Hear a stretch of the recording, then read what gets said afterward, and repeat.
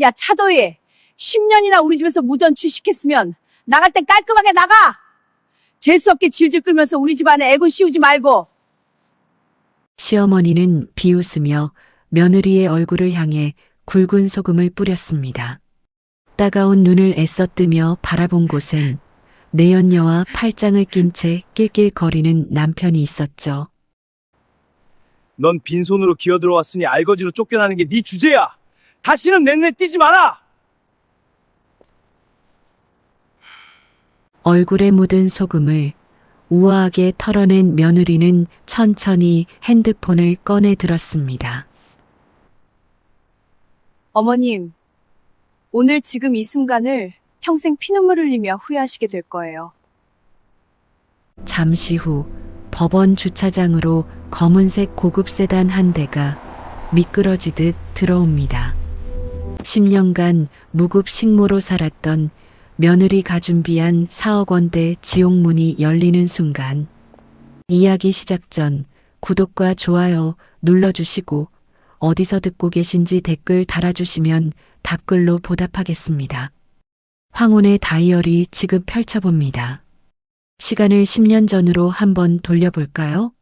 2013년에 따뜻했던 봄, 제가 딱 24살 때의 일입니다. 당시 저는 서울에 있는 제법 이름만 대면 알만한 식품 대기업의 마케팅 부서에서 인턴으로 일하고 있었어요. 매일 밤을 새워가며 피눈물 나게 기획서를 쓰고 남들 다 쉬는 주말에도 출근 도장을 찍었죠. 까마득한 선배들 커피 심부름을 하면서도 눈을 반짝이며 하나라도 더 배우려던 참 열정 넘치고 풋풋하던 때였습니다. 저는 제 일이 미치도록 좋았거든요. 제 손으로 만든 기획안이 실제 텔레비전 광고로 탄생하고 그 광고를 본 사람들이 마트 진열대에서 우리 제품을 집어드는 그 모든 과정이 얼마나 신기하고 가슴 벅찼는지 몰라요. 언젠간 반드시 이 회사 마케팅 팀장 자리에 내 명패를 올려놓겠다. 옥상에서 캔커피를 마시며 혼자 굳게 다짐하곤 했었죠. 그런데 그해 봄, 제 인생의 궤도를 완전히 뒤틀어버린 남자, 오세훈을 만나게 됩니다. 경상남도 진주에서 올라온 그 남자는 아버지가 진주 시내 한복판에서 제법 규모가 큰 세운안 의원을 운영하는 지역 유지 집안의 장남이었어요. 대학 선배의 주선으로 나간 소개팅 자리에서 처음 만났는데 첫인상이 꽤나 근사했습니다. 훤칠한 키에 조리 있는 말솜씨, 구김살 없는 태도, 무엇보다 대화 내내 부모님과 동생 이야기를 하며 가족을 끔찍이 아끼는 다정하고 책임감 있는 사람처럼 보였거든요. 차도희 씨, 저는 참 솔직하고 숨기는 게 없는 사람이에요. 첫눈에 반했습니다. 우리 진지하게 만나볼래요? 그 거침없는 직진에 마음이 흔들려 3달쯤 만났을까요? 벚꽃이 다 져가던 3달째 되던 날 오세훈이 평소와 다르게 몹시 진지한 얼굴로 제 손을 잡으며 청혼을 해왔습니다. 도희 씨, 나 다음 달에 진주로 아예 내려가야 해요. 아버지 연세도 있고 이제 그 큰 한의원 내가 이어받아서 경영해야 하거든요. 나랑 같이 내려가요. 우리 결혼합시다. 저는 당황해서 입을 다물지 못했습니다. 서울을 떠날 생각이 단 1%도 없었거든요. 이제 막 고단했던 인턴 기간이 끝나고 꿈에 그리던 정직원 전환을 코앞에 둔 시점이었으니까요. 제가 꿈꾸던 번듯한 회사에서 제가 평생 하고 싶었던 일을 드디어 막 시작하려던 참이었는데 갑자기 연고도 없는 진주라니요. 하지만 오세훈의 설득은 너무나도 집요하고 달콤했습니다. 도혜 씨 꿈을 포기하라는 게 절대 아니에요. 내가 진주에서 도희 씨 하고 싶은 일 다 할 수 있게 완벽하게 맞춰줄게요.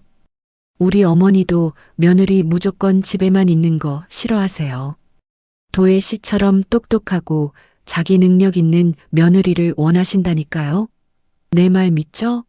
나만 믿고 와요. 저는 바보같이 정말 바보같이 그 달콤한 약속을 덜컥 믿고 말았습니다. 결혼 전날 밤 좁은 서울 자취방에서 캐리어에 짐을 꾸리며 혼자 스스로를 위로했던 기억이 납니다. 그래, 잠깐 진주에 내려가서 신혼 기분도 내고 바람 좀 쐬는 거야. 세훈 씨 자리 좀 잡히면 언제든 다시 올라와서 일하면 되지. 내 나이 이제 겨우 24인데 경력 조금 단절된다고 큰일 나겠어? 얼마든지 다시 시작할 수 있잖아. 밤하늘을 보며 했던 그 알량한 생각이 얼마나 순진하고 멍청한 것이었는지 그땐 정말 꿈에도 몰랐습니다. 결혼식은 진주에서 꽤나 떠들썩하고 성대하게 치러졌어요. 알고 보니 시어머니 김정숙 여사는 진주 지역에서 꽤나 입김이 센 콧대 높은 분이시더라고요. 시아버지가 운영하시는 세운안 의원도 시내에서 모르는 사람이 없는 꽤 유명한 곳이었고 시어머니 본인도 지역 부녀회장직을 오래 맡고 계셔서 동네 사람들 사이에서 목소리가 아주 컸습니다. 그러니 결혼식 하객도 당연히 대부분 시댁 쪽 손님들이었죠. 진주 지역 유지들, 화려하게 차려입은 부녀의 아주머니들, 한의원 오랜 단골 어르신들까지 식장이 바글바글했습니다. 하객들이 밥을 먹으며 힐끔힐끔 저를 보고 수군거리는 소리가 귓가를 맴돌았어요. 아이고, 신부가 서울에서 잘나가는 대기업 직장 다니던 처녀라며? 그런 똑똑한 처녀가 진주 총구석엔 웬일로 내려온대? 우리 세훈이가 인물이 훤칠하잖아. 아주 여우같이 잘 꼬셨네. 근데 저렇게 서울 물먹은 애가 시어머니 성에나 차려나 몰라. 저는 그 가시돋친 말들을 그저 좋은 게 좋은 거라며 어색한 미소를 지으며 넘겼습니다. 그런데 달콤해야 할 신혼 첫날부터 집안 공기가 묘하게 이상하게 흘러갔습니다. 피곤한 몸을 누인 지 얼마 되지도 않은 것 같은데 밖이 아직 어둑어둑한 새벽에 시어머니가 제 방문을 두드리며 휑한 부엌으로 부르시더군요. 도희야, 우리 집은 옛날부터 아침을 일찍 먹는단다. 매일 새벽 6시. 넌 이제 이 집안 며느리니까 알지? 밥 안 쳐라. 저는 당황스러웠지만 애써 웃으며 대답했어요. 네, 어머니. 아침은 제가 차릴게요. 그런데 제가 짐 정리 좀 끝나면 곧장 서울에 있는 회사나 진주 인근으로 재취업 준비를 해야 해서요. 세훈 씨랑은 결혼 전부터 이미 다 이야기가 된 부분인데요. 그 순간 인자해 보이던 시어머니의 눈꼬리가 매섭게 치켜 올라갔습니다. 서울? 네가 감히 그 먼 서울을 어떻게 매일 왔다 갔다 해? 진주에서 서울이 몇 킬로미터나 되는 줄은 알고 하는 소리니? 그리고 네가 밖으로 나돌면 우리 귀한 세훈이 밥은 누가 차려주고 뒷바라지는 누가 해? 당장 내일부터 한의원 카운터 손님 응대는 또 누가 하라는 거야? 집안일이나 똑바로 배워. 저는 뺨을 맞은 듯 순간 숨이 턱 막히며 멈칫했습니다. 그날 밤 자리에 누운 오세훈의 등을 찌르며 조심스레 따져 물었죠. 여보, 어머니가 제 취업 이야기에 너무 예민하게 반응하시던데요. 아예 밖에서 일할 생각은 꿈도 꾸지 말라는 눈치셨어요. 우리 결혼 전에 약속한 거, 나 계속 취업 준비해도 되는 거 맞죠? 당신이 어머니 다 설득해놨다면서요. 오세훈은 피곤해 죽겠다는 듯 획 돌아누우며 퉁명스럽게 대답하더군요. 아, 도희야. 일단 좀 기다려봐. 어머니도 며느리라는 낯선 존재에 적응할 시간이 필요하시잖아. 너 우리 집에 들어온 지 이제 고작 하루 됐어. 첫날부터 유난 떨지 말고 하라는 대로 좀 맞춰드려. 도대체 언제까지 얼마나 기다리면 되냐는 제 간절한 물음에 그는 그저 피곤하다, 조급하게 굴지 말라며 짜증을 냈습니다. 그리고 그놈의 좀 있다가는 열흘이 되었고 한 달이 되었고 끝내 1년이 되어버렸습니다. 제 24에 빛나던 꿈은 진주라는 낯선 땅에 그렇게 처참하게 묻혀버렸죠. 결혼 첫 해가 도대체 어떻게 지나갔는지 기억조차 희미합니다. 마치 태엽 감긴 인형처럼 매일 아침 새벽 6시에 무거운 몸을 이끌고 일어나 꾸역꾸역 아침 밥상을 차렸어요. 입맛 까다로운 시어머니, 무뚝뚝한 시아버지, 철없는 남편, 그리고 가끔 내려와 갑질을 해대는 얄미운 시누이 오세영까지. 네 사람의 거창한 아침상을 치우고 나면 커피 한 잔 마실 틈도 없이 한의원으로 뛰어가야 했습니다. 세운한 의원의 끝없는 접수, 하루 종일 울려대는 전화응대, 까다로운 어르신 환자들 안내, 한약재 박스 정리, 심지어 대기실 청소와 화장실 물 청소까지 전부 제 몫이 되어 버렸죠. 멀쩡하게 월급 받는 간호조무사 직원이 따로 있었는데도 시어머니는 원래 병원은 식구가 나와서 카운터를 지켜야 돈이 안 새고 환자들한테 믿음을 주는 법이라며 억지로 저를 제일 바쁜 데스크에 세워두셨습니다. 물론 제 앞으로 떨어지는 월급은 단 10원 한 장 없었어요. 도희야, 네가 우리 소중한 식구인데 무슨 남처럼 야박하게 월급 타령이니? 가족끼리 돈거래하는 거 아니야. 나중에 이 잘나가는 한의원, 시아버지 은퇴하시면 다 너희 부부 차지 될 텐데. 지금은 그냥 우리 집안 사업 네가 돕는다고 생각하고 기쁘게 해라. 하루 10시간씩 탕약 냄새 찌든 한의원 카운터에서 파김치가 되도록 일하고 집에 돌아오면 쉴 틈 없이 또다시 알치마를 동여매고 저녁상을 차려야 했습니다. 산더미 같은 설거지를 하고 구석구석 청소기를 돌리고 5 식구의 빨래를 다 개고 나면 어느새 시계는 자정을 훌쩍 넘긴 시간이 되곤 했죠. 제 손끝은 늘 독한 세제와 한약재 물이 들어 거칠게 트고 갈라져 있었습니다.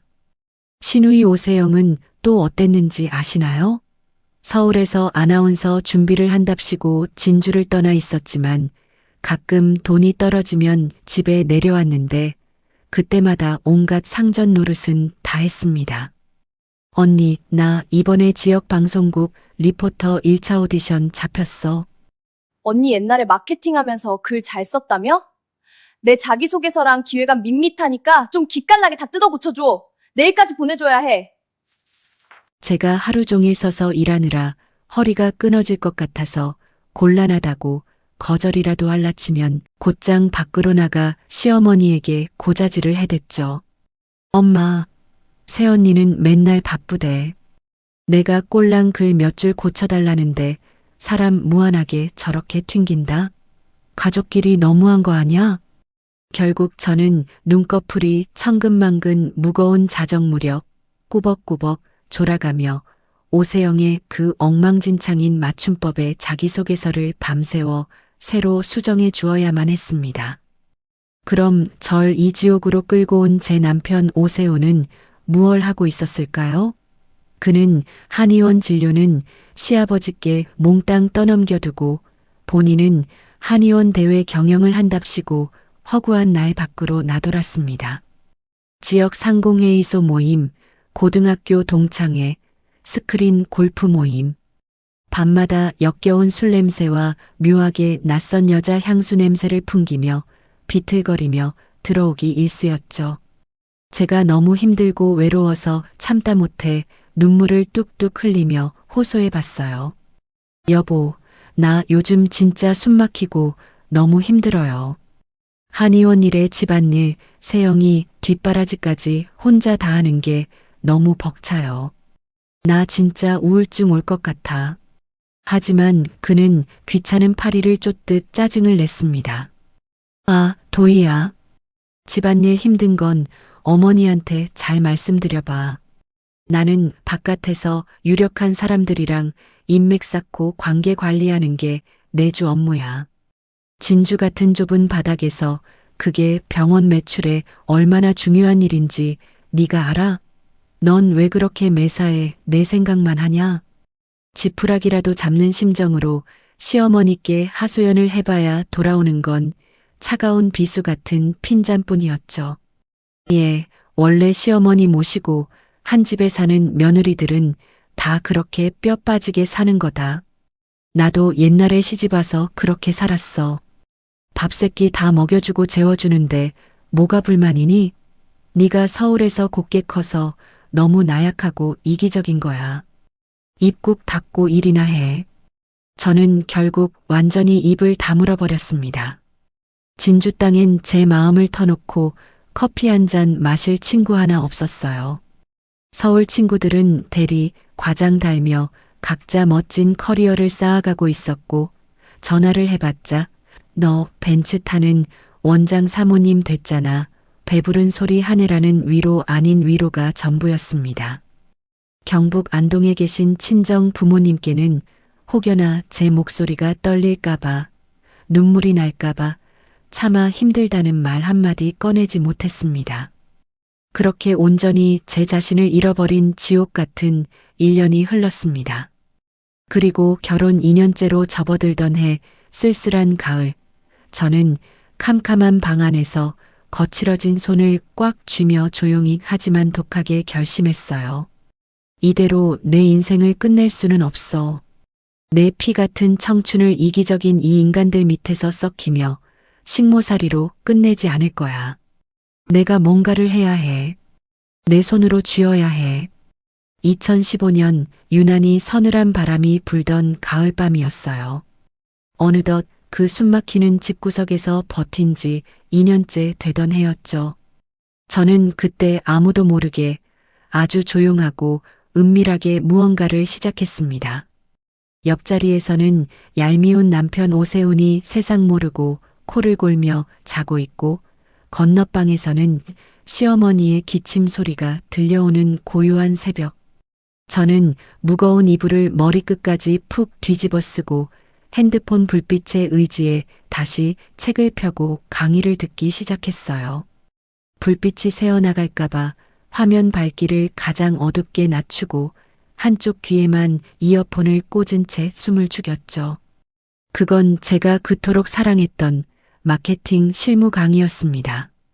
인턴 시절 어깨너머로 배웠던 마케팅 기초에 더해 당시 새롭게 떠오르던 SNS 마케팅 트렌드, 고객 데이터 분석, 지역 브랜딩 전략까지 마치 바싹 마른 스펀지가 물을 빨아들이듯 미친 듯이 지식을 흡수했어요. 낮에 한의원 카운터에서 파김치가 되도록 일하면서도 제 머릿속은 온통 마케팅 생각뿐이었습니다. 진상 환자들에게 시달리는 그 틈틈이 머릿속에 번뜩 떠오른 아이디어들을 미친 듯이 메모했죠. 버려진 누런 처방전 이면지에 구겨진 약 봉투 뒷면에 심지어 볼펜을 찾지 못할 땐 제 손바닥 위에까지 빼곡하게 글씨를 적어 내려갔습니다. 그러다 매일 한의원 데스크를 지키며 아주 흥미롭고 중요한 사실 하나를 발견하게 됩니다. 우리 한의원의 주 고객층은 대부분 60대 이상 어르신들이었어요.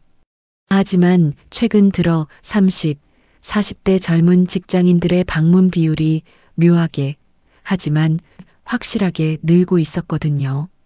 만성 피로나 신경성 소화 불량, 스트레스성 두통을 호소하는 이 깐깐한 젊은 직장인들은 기약 없이 대기실 소파에 앉아 기다리는 그 아까운 시간을 끔찍이도 싫어했습니다. 게다가 한의원은 왠지 올드하고 침 맞는 건 무섭고 어렵다는 편견까지 단단히 가지고 있었죠. 마케터로서 제 심장이 다시 뛰기 시작했습니다. 제 직감이 속삭였어요. 이게 바로 기회다. 이 답답한 한의원을 완전히 뒤바꿔 놓을 황금 같은 타겟층이다. 저는 밤마다 처방전 이면지에 몰래 완벽한 기획서를 써내려갔습니다. 세운한 의원 젊은 층 고객 유치 및 매출 증대 방안, 직장인 타깃 맞춤형 SNS 채널 개설, 원장 오세훈의 신뢰도 상승을 위한 전문 건강 칼럼 콘텐츠 기획, 네이버, 온라인 원스톱 예약 시스템 도입, 점심시간 쪼개 쓰는 직장인 대기 단축 프로그램 운영. 정말이지 당장 실행에 옮기면 매출이 2배는 뛸 기가 막힌 기획이었죠. 하지만 잎이 같은 기획서를 저를 쥐어짜는 시어머니나 무능한 남편 오세훈의 입에 떠먹여줄 생각은 추호도 없었습니다. 저는 이 완벽한 기획안을 저만의 아주 특별한 용도로 써먹을 참이었으니까요. 결혼 3년째 되던 해의 쌀쌀한 초봄, 저는 옥상으로 올라가 깊게 심호흡을 하고 서울에서 마케팅 컨설팅 회사를 크게 운영하는 대학 선배에게 전화를 걸었습니다. 선배, 오랜만이에요. 저 요즘 의료 마케팅이랑 로컬 브랜딩 쪽을 깊게 파고 있어요. 혹시 제가 재택 프리랜서로 일할 수 있는 외주 프로젝트가 좀 있을까요? 밤새워서라도 완벽하게 해낼 자신 있거든요. 수화기 너머로 선배가 흠칫 놀라며 잠시 뜸을 들이더니 묻더군요. 도희야, 너 지금 서울도 아니고 생뚱맞게 진주에 있잖아. 게다가 원장 사모님 소리 듣고 살면서 거기서 갑자기 웬 프리랜서? 도대체 뭘 어떻게 해보고 싶은 건데? 저는 주먹을 꽉 쥐고 떨리는 목소리로 하지만 그 어느 때보다 단호하게 말했습니다. 선배, 제 본명은 절대 쓸 수 없어요. 아무도 모르게 가명으로 활동해도 괜찮을까요? 선배는 어이없다는 듯 헛웃음을 치며 무슨 위험한 꿍꿍이냐고 물었죠. 저는 시린 밤바람을 맞으며 아주 진지하게 대답했습니다. 꿍꿍이 아니에요, 선배. 이건 제 인생을 건 10년짜리 생존 계획이에요. 그날 이후 제 완벽하고도 아슬아슬한 이중생활이 막을 올렸습니다. 낮에는 여전히 숨막히는 세훈한 의원의 무급 노예이자 며느리, 차도이였어요. 새벽 6시에 일어나 5 식구 밥을 차리고 하루 종일 한의원에서 허리가 부서져라 서서 일하고 집에 돌아와 굳은 살 박힌 손으로 걸레질을 하는 그 불쌍하고 지친 여자 말이에요. 하지만 온 집안이 코를 골며 잠든 밤 12시가 넘어가면 저는 완전히 다른 사람으로 변신했습니다. 서울에 잘 나가는 컨설팅 회사 소속 프리랜서 마케터. 필명은 제 이름 도희의 영어 스펠링을 교묘하게 비틀어 만든 세련된 이름이었죠. 제 클라이언트들은 제가 지방 진주 구석에 처박혀 있는지, 화려한 서울 스튜디오에 있는지, 시집살이에 시달려 눈밑이 퀭한 유부녀인지 전혀 알지 못했습니다. 얼굴 한 번 본 적 없지만 피드백 빠르고 일 처리 하나는 기가 막히게 깔끔한 실력파 마케터로만 알았죠. 제 첫 번째 프로젝트는 아주 작고 귀여운 수준이었어요. 경남 지역의 소규모 배달 음식점 3곳의 인스타그램 계정과 배달 앱 리뷰를 관리해주는 대가로 받는 월 수입 30만 원. 제게는 그 어떤 대기업 월급보다 값진 돈이었습니다. 저는 우편물을 뒤지는 시어머니의 날카로운 감시를 피해 친정 부모님 집 주소지로 저만의 비밀 통장을 개설했습니다. 안동에 계신 엄마에게 전화를 걸어 신신당부를 했죠. 엄마, 내 이름으로 비밀 통장 하나 만들 건데 카드 집으로 가면 잘 숨겨줘요. 아빠한테도 누구한테도 절대 말하면 안 돼요. 알았지? 엄마가 덜컥 겁을 먹고 떨리는 목소리로 물으셨어요. 도희야, 무슨 일이야? 혹시 거기서 많이 힘들어? 돈 쪼들리니? 시댁에서 너 구박해? 당장이라도 엄마 품에 안겨 엉엉 울고 싶었지만 저는 애써 밝고 씩씩한 목소리로 대답했습니다. 아니에요, 엄마. 그냥 세훈 씨 몰래 내 비상금 용돈 꼽을 치는 거라니까요. 걱정 마세요, 진짜. 물론 그게 완전한 거짓말은 아니었죠. 제겐 정말 저만의 온전한 돈이 미치도록 필요했거든요. 그저 가방이나 화장품을 살 푼돈이 아니라 언젠가 이 지옥을 부수고 제 2발로 당당히 서기 위해 필요한 아주 크고 단단한 돈이요. 결혼 4년 차 밤을 새우며 코피를 쏟은 결과 제 프리랜서 수입은 월 150만 원으로 껑충 뛰었습니다. 그리고 5년 차가 되었을 땐 월 300만 원을 가볍게 넘겼죠. 제가 런칭부터 기획까지 도맡았던 지역 카페 브랜딩 프로젝트 하나가 이른바 SNS에서 대박이 나면서 어깨에 제 이름이 조금씩 입소문을 타기 시작했거든요. 경남 일대의 알짜 중소기업 대표들이 앞다투어 저를 찾기 시작했습니다. 물론 아무도 제 진짜 얼굴을 본 적 없었고 제가 진주 시내 세운안 의원에서 한약재 박스를 나르는 그 후줄근한 며느리일 거라고는 상상조차 하지 못했습니다. 비밀 통장에 제법 두둑한 돈이 모이자 저는 멈추지 않고 부동산으로 눈을 돌렸어요. 마케팅을 위해 상권 분석을 매일 같이 하다 보니 어느새 돈이 도는 좋은 입지의 부동산 흐름이 훤히 보이기 시작했거든요. 게다가 클라이언트 중에는 부동산 디벨로퍼나 건물주들이 꽤 있어서 일하는 틈틈이 그들 너머로 고급 알짜 정보도 쏠쏠히 얻어들을 수 있었고요. 결혼 6년째 되던 해 저는 과감하게 승부수를 던졌습니다. 진주시 외곽에 막 개발이 시작되려던 작은 상가 한 칸을 제 명의로 매입했어요. 그동안 모은 돈에 영끌 대출까지 꼈지만 두렵지 않았죠. 시어머니도 남편도 제가 등기부등본에 제 이름을 올렸다는 사실을 꿈에도 몰랐습니다. 그리고 제 마케터로서의 안목은 정확히 적중했어요. 제가 산 그 작은 상가는 지하철역 확정 소식과 함께 정확히 2년 뒤 값이 2배로 뛰어올랐습니다. 제 통장의 숫자가 달라질수록 한의원 데스크에서 저를 쳐다보는 시어머니의 멸시 어린 시선 따위는 깃털처럼 가볍게 느껴지기 시작했죠. 어느덧 지긋지긋한 결혼 생활 7년 차. 세상이 발칵 뒤집힌 2020년의 잔인한 봄이 찾아왔습니다. 네, 코로나19가 터진 거죠. 거리는 텅 비었고 세상의 모든 것이 멈춰버렸습니다. 세운안 의원 역시 예외는 아니었어요. 항상 어르신들로 북적이던 대기실은 파리만 날렸고 하루 매출은 그야말로 반이반 토막이 나며 바닥으로 곤두닥질 쳤습니다. 돈줄이 마르자 시어머니의 예민함과 히스테리는 극에 달했어요. 화풀이 대상은 당연히 제일 만만한 저였죠. 야, 차도희. 한의원 매출이 왜 이 모양 이 꼴이냐? 네가 카운터에서 살갑게 굴지도 않고 요즘 젊은 애들 하는 인터넷 홍보인지 뭔지도 제대로 안 하고 허구한 날 게으름이나 피워서 그런 거 아니야? 네가 우리 집안 말아먹으려고 작정을 했구나. 저는 속으로 코웃음을 쳤습니다. 제가 마음만 먹고 제대로 홍보를 기획하면 이 죽어가는 구닥다리 한의원 매출 따위 당장 다음 달에 3배는 끌어올릴 텐데 말이죠. 제 노트북 안에는 이미 이 상황을 타개할 완벽한 위기 대응 마케팅 파일이 수십 개나 있었으니까요. 하지만 제 피 같은 능력과 귀한 시간을 이 이기적인 사람들을 위해 쓸 생각은 1도 없었습니다. 망해가면 망해가는 대로 구경하는 게 제 유일한 낙이었으니까요.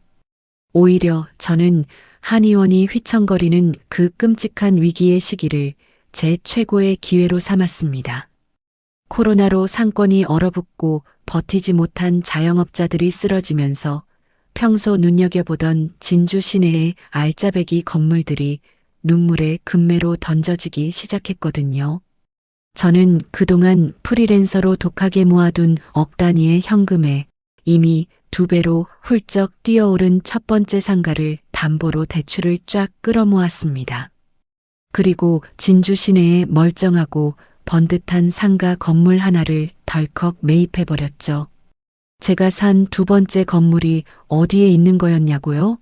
놀라지 마세요. 바로 세운안 의원과 벽을 딱 맞대고 있는 바로 옆 건물이었습니다. 심지어 한의원의 필수 공간인 주차장 부지와 약재를 보관하는 별관 건물 일부가 바로 제가 방금 사들인 그 건물에 속해 있었죠. 매달 꼬박꼬박 건물 관리 업체로 월세를 입금하면서도 시어머니는 매일 창밖으로 보는 그 건물의 진짜 주인이 매일 구박하는 자기 며느리라는 사실을 상상조차 하지 못하셨습니다. 건물주가 되었다는 짜릿함도 잠시, 같은 해 가을 무렵부터 남편 오세훈의 태도에서 역겨운 균열의 낌새가 보이기 시작했어요. 모두가 잠든 새벽 조심스레 핸드폰을 움켜쥐고 화장실로 숨어 들어가는 횟수가 눈에 띄게 늘었죠. 말도 안 되는 핑계를 대며 외박을 하거나 퇴근이 늦어지는 건 기본이었고, 어느 날부터인가 셔츠 깃과 머리카락에서 본인이 쓰던 스킨 향이 아닌 코를 찌르는 싸구려 여자 향수 냄새가 진동을 했습니다. 거울 앞에서 콧노래를 부르며 넥타이를 고쳐 매는 남편의 뒷모습을 보며 저는 헛구역질이 올라오는 걸 간신히 참았습니다. 당장이라도 사람을 붙이거나 블랙박스 메모리 카드를 빼서 그 더러운 현장을 덮칠 방법은 수백 가지였어요. 하지만 저는 바보같이 화를 내거나 소리를 지르며 추궁하지 않았습니다. 서두를 필요가 전혀 없었거든요. 그래, 마음껏 까불어라. 실컷 놀아나. 저는 차가운 눈으로 그를 관찰했습니다. 제 완벽한 독립과 처절한 복수를 위한 10년의 체스판 위에서 그들의 목줄을 단번에 끊어버릴 체크메이트를 외치기까지는 제 계획상 아직 3년이라는 인고의 시간이 더 남아 있었으니까요. 어느덧 지긋지긋한 이 집구석에서 버틴 지 8년째가 되었습니다. 그러던 어느 날 한의원에 새로운 간호조무사가 한 명 굴러들어왔어요. 이름은 류하나. 올해 29살이라고 하더군요. 진주 토박이가 아니라 인근 창원 지역에서 무슨 사연인지 쫓기듯 넘어왔다고 했습니다. 처음 데스크에서 인사를 나누는 순간부터 제 뒷골을 싸늘하게 만드는 묘한 불길함이 스쳤습니다. 여자의 촉이라고 할까요? 오세훈이 그 류하나를 대하는 눈빛과 목소리가 평소와 달라도 너무 달랐거든요. 다른 간호사들이나 직원들에겐 툭하면 짜증을 내고 무뚝뚝하게 굴던 인간이 유독 류하나 앞에만 서면 실없이 웃음을 흘리며 한없이 다정하고 젠틀한 원장님 코스프레를 했습니다. 하나씨 오늘 환자가 많아서 좀 피곤해 보이는데 억지 부리지 말고 눈치껏 일찍 들어가 쉬어요. 그러면 류하나는 또 코맹맹이 소리에 눈웃음을 살살 치며 화답했죠. 어머, 원장님, 저는 진짜 괜찮아요. 제 일은 제가 깔끔하게 다 하고 가야죠. 원장님이 더 피곤해 보이시는데 제가 쌍화탕이라도 하나 데워드릴까요? 그러면 이 류하나는 눈치가 구미호 뺨치게 빨랐습니다. 나이든 환자들에겐 간 쓸개 다 빼줄 듯 살갑게 굴었고 가끔 들르는 시어머니 앞에서는 자기 친딸처럼 싹싹하게 굴며 금세 점수를 쓸어 담았어요. 어느 날 시어머니가 제 옆구리를 쿡 찌르며 비아냥거리듯 말씀하시더군요. 도희야, 저기 카운터에 하나씩 하는 것 좀 봐라. 어쩜 저렇게 싹싹하고 애교가 철철 넘치니. 들어온 지 얼마 안 된 직원인데 며느리인 너보다 병원 분위기 띄우는 데는 10배는 낫다. 넌 뚱하게 꿔다 놓은 보릿자루처럼 서 있지만 말고 제 반만이라도 좀 보고 배워라. 저는 속에서 천불이 끓어올라 당장이라도 카운터를 엎어버리고 싶었지만 그저 입꼬리만 올려 빵긋 웃어 보였습니다. 하지만 그날 밤 낡은 책상 앞에 앉아 멍하니 스탠드 불빛을 바라보던 저는 마침내 결단을 내렸죠. 그래, 이제 슬슬 이 지겹고 역겨운 연극의 막을 내릴 때가 왔구나. 저는 떨리는 손으로 핸드폰을 들어 선배에게 전화를 걸었습니다. 선배, 저 이제 진짜 완전하게 독립할 때가 된 것 같아요. 제 진짜 이름 걸고 번듯하게 회사 차릴 준비 다 마쳤습니다. 선배가 반색하며 하지만 조금 놀란 목소리로 물었죠. 진짜? 이제 도희라는 가명 버리고 세상 밖으로 아예 나와도 되는 거야? 시댁 눈치는 어떻게 하고? 네. 이제 더 이상 숨어 살지 않을 거예요. 전부 다 드러낼 겁니다. 저는 다음 날로 당장 진주 시내에 조용하고 깔끔한 오피스텔의 작은 사무실을 하나 임대했습니다. 이름하여 마케팅 컨설팅 법인 도이컴퍼니. 아주 조용하고 은밀하게 제 이름 3글자를 박아 법인 사업자 등록까지 완벽하게 마쳤죠. 물론 우리 고상하신 시어머니도 바람난 남편도 바깥 세상에서 무슨 일이 벌어지는지 까맣게 몰랐습니다. 저는 여전히 아침 6시에 일어나 묵묵히 밥상을 차리고 한의원에 나가 환자들의 신발을 정리하고 저녁엔 엎드려 걸레질을 하는 그 순종적이고 바보 같은 며느리의 탈을 쓴 채 서늘하게 칼을 갈고 있었습니다. 결혼 9년째 되던 2022년에 매서운 겨울밤이었습니다. 시계는 정확히 새벽 2시를 가리키고 있었죠. 제 옆자리에서 술 냄새를 풍기며 세상 모르고 코를 고는 오세훈의 핸드폰 화면이 불쑥 켜지더니 진동과 함께 카톡 알림이 미친 듯이 쏟아지기 시작했어요. 저는 홀린 사람처럼 침대에서 조용히 몸을 일으켜 그 핸드폰을 집어들었습니다. 환하게 켜진 화면에 뜬 발신인 이름은 단 2글자. 아나. 저는 일말의 망설임도 없이 패턴 잠금을 풀었습니다. 비밀번호가 뭐였냐고요? 어처구니 없게도 24살에 제가 속아 넘어갔던 우리 2사람의 결혼기념일 4자리였어요. 자기 머리로 복잡한 숫자를 기억하기도 버거워 설정해둔 그 알량한 번호가 결국 자기 무덤을 완벽하게 파버리는 치명적인 열쇠가 될 줄 그 멍청이는 상상도 못한 거죠. 대화창을 여는 순간 시궁창보다 더 역겹고 더러운 판도라의 상자가 활짝 열렸습니다. 수백 개, 아니 스크롤을 올려도 끝이 없는 수천 개에 달하는 낯뜨거운 메시지들.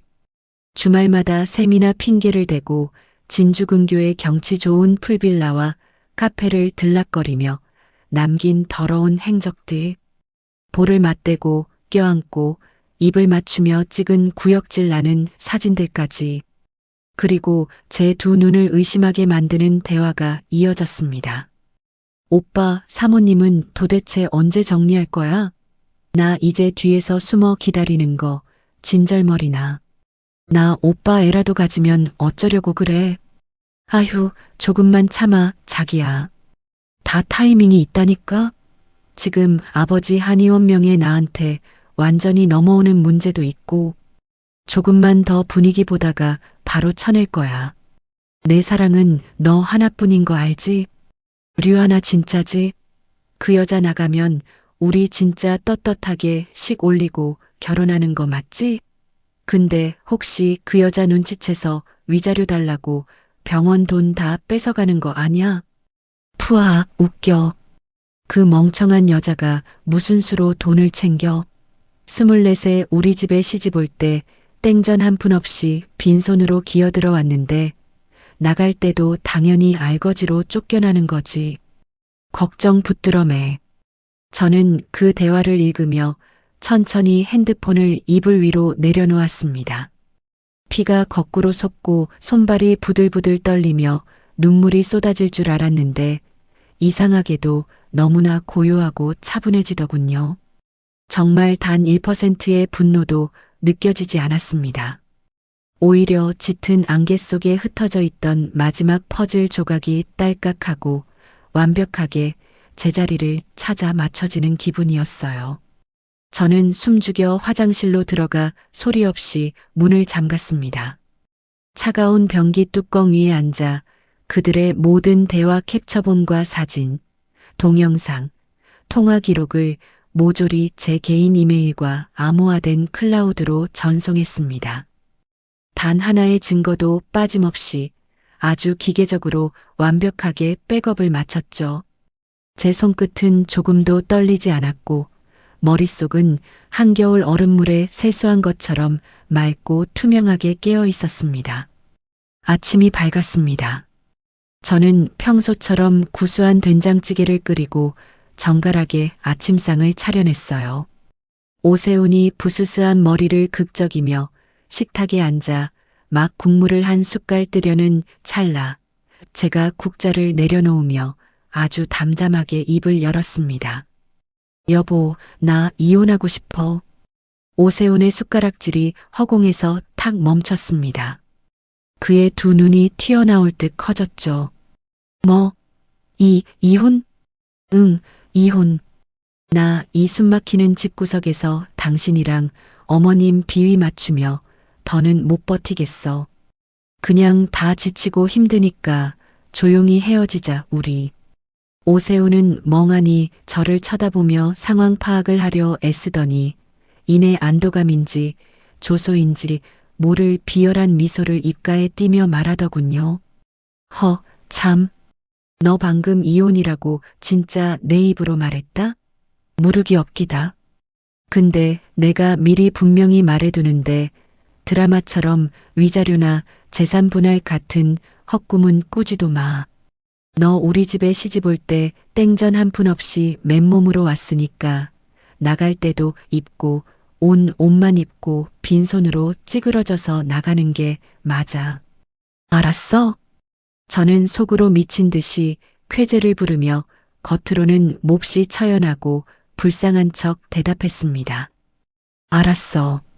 당신 돈, 아버님 병원 돈 단 한 푼도 안 바랄 테니까 그냥 당장 오늘 서류에 도장부터 찍어줘. 부탁이야.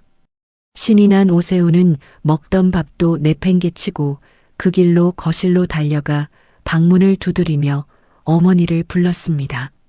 어머니, 엄마, 도희가 이혼하겠대요. 지가 못 버티고 자기 발로 나가겠다잖아요. 그것도 위자료 한 푼도 안 받고. 잠시 후 헐레벌떡 부엌으로 뛰어들어온 시어머니의 표정을 저는 평생 잊지 못할 겁니다. 터져나오는 콧노래와 웃음을 애써 감추려 입술을 꽉 깨물고 있었지만 눈가와 광대는 이미 축제 분위기였죠. 어휴, 그래. 도희야, 네가 드디어 분수 파악을 하고 현명한 결정을 했구나. 서로 마음도 안 맞는데 억지로 붙들고 사는 것보다 쿨하게 끝내는 게 우리 집안을 위해서도 좋지. 근데 내가 노파심에 하는 말인데 나갈 때는 우리 집 숟가락 하나, 수건 한 장 건드리지 말고 정말 깨끗하게 맨몸으로 나가야 한다. 무슨 말인지 알지? 저는 속으로 비웃음을 삼키며 싱긋 웃고 고개를 숙였습니다. 네, 어머니. 걱정 마세요. 속으로 중얼거렸죠. 정말 뼛속까지 깨끗하게 아주 바닥까지 영혼까지 탈탈 털어서 깔끔하게 마무리 지어드릴 테니까요. 마침내 협의 이혼을 위한 법원 조정 디데이가 잡혔습니다. 2023년 11월 15일이었죠. 저는 그날부터 피도 눈물도 없는 제 10년 인생을 건 마지막 사냥 준비에 돌입했습니다. 가장 먼저 한 일은 실력 있는 변호사를 물색하는 것이었어요. 진주 바닥은 좁아서 행여나 소문이 날까봐 일부러 기차를 타고 서울 강남에 있는 아주 악명 높고 철두철미한 이혼 전문 박진우 변호사를 찾아갔습니다.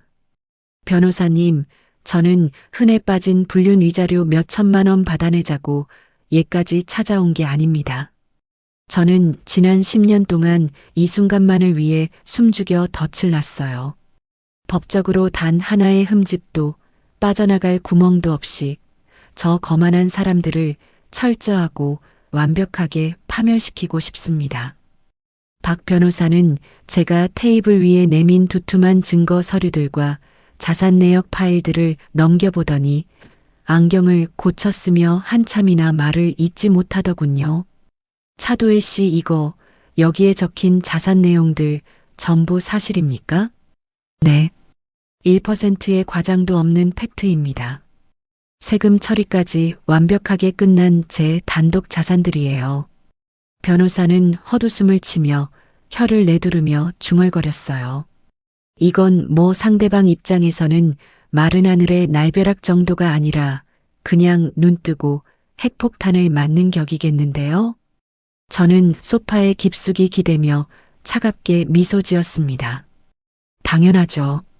제가 그 폭탄을 제조하려고 10년을 하녀처럼 살았으니까요. 두 번째 작업은 세운한 의원 바로 옆에 있는, 바로 제 소유의 상가 건물 임대차 계약을 손보는 것이었어요. 사실 한의원 측은 손님들을 위한 필수 주차장 부지와 약재를 쌓아두는 별관 건물 일부를 제 건물에서 빌려 쓰고 있었거든요. 계약부터 월세 납부까지 깐깐한 건물 관리 업체를 철저히 중간에 끼워두었기 때문에 시어머니나 오세훈은 건물주의 진짜 정체를 까맣게 모르고 있었습니다. 서류를 확인해 보니 임대차 계약 만료일은 공교롭게도 2023년 12월 1일, 이혼 도장을 찍는 날짜로부터 정확히 보름 뒤였습니다. 하늘이 돕는 완벽한 타이밍이었죠. 세 번째 작업은 그 구역질 나는 불려우 류하나의 밑바닥을 파헤치는 일이었습니다. 저는 이번엔 진주가 아닌 부산의 베테랑 흥신소 탐정을 거액을 주고 고용해 그녀의 뒤를 캤어요. 일주일 뒤 제 이메일로 도착한 보고서는 가히 예술적이었습니다. 류하나 29세. 창원 거주 당시 모 한의원의 유부남 원장과 진료실에서 불륜 행각이 발각됨. 원장 부인에게 머리채를 잡혀 병원을 발칵 뒤집어 놓고 야반도주하듯 해고된 전력 있음. 거기에 오세훈과의 낯뜨거운 모텔 출입 CCTV 캡처 사진과 통화 내역이 분초 단위로 빼곡하게 첨부되어 있었죠. 저는 빙그레 웃으며 보고서 파일을 닫았습니다. 이 정도면 아주 훌륭한 장난감이 될 터였습니다. 이혼 법원에 가기 전날 밤 시댁 분위기는 마치 아들 서울대라도 보낸 집처럼 잔치집 분위기였습니다. 거실에선 과일 깎아 먹는 소리가 들렸고 시어머니는 신이 나서 시누이 오세영에게 스피커폰으로 전화를 걸어대고 있었죠. 세영아, 너 내일 방송국 스케줄 비워놓고 꼭 법원 앞으로 와라. 알았지? 드디어 우리 집안에 들러붙은 저 지긋지긋한 빈대 같은 년 떼어내는 날이다. 엄마가 저녁 나갈 때 애군 쫓는다고 시장 가서 제일 굵은 소금까지 한 바가지 사다 놨어. 저는 부엌 구석에서 고무장갑을 낀 채 그릇을 닦으며 그 통화 소리를 BGM 삼아 듣고 있었습니다. 소금이라 아주 좋네요, 어머니. 내일 마음껏 뿌려보시죠. 누가 더 쓰라릴지는 내일 봐야 알겠지만요. 그날 밤 자정 무렵 저는 이불 속에 누워 박진우 변호사에게 짤막한 마지막 문자를 보냈습니다. 내일 드디어 모든 쇼를 시작하겠습니다. 완벽하게 세팅해 주세요. 1분도 안 되어 곧바로 답장이 울렸습니다. 네, 차도의 대표님.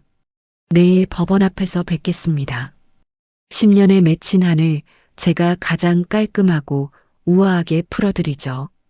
저는 핸드폰을 내려놓고 컴컴한 천장을 가만히 응시했습니다.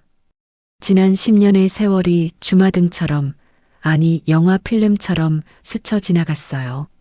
서러움에 사무쳐 이불을 뒤집어 쓰고 소리 없이 눈물 흘리며 마케팅 인강을 듣던 새벽. 버려진 처방전에 볼펜을 꾹꾹 눌러가며 사업 구상을 하던 밤. 시어머니 몰래 친정집 주소로 만든 통장에 10만 원, 20만 원 이 악물고 모아가던 그 눈물겨운 시간들. 도망치고 싶을 때마다 입술을 깨물며 버텼던 그 모든 고통의 조각들이 내일 단 하루의 복수를 위해 완벽하게 맞춰지는 기분이었죠. 잠이 쉽게 오지 않았습니다. 하지만 떨리거나 두렵지는 않았어요. 오히려 사법고시 범위를 달달 외우고 수석을 확신하며 고사장으로 향하는 수험생처럼 묘하게 흥분되고 차분해졌습니다. 두 눈을 감으며 스스로에게 속삭였죠. 차도에 내일이면 돼. 내일이면 다 끝난다. 2023년 11월 15일 드디어 결전의 아침이 밝았습니다.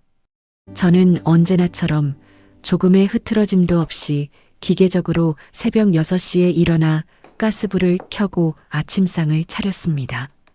시어머니, 시아버지, 그리고 곧 남남이 될 오세훈.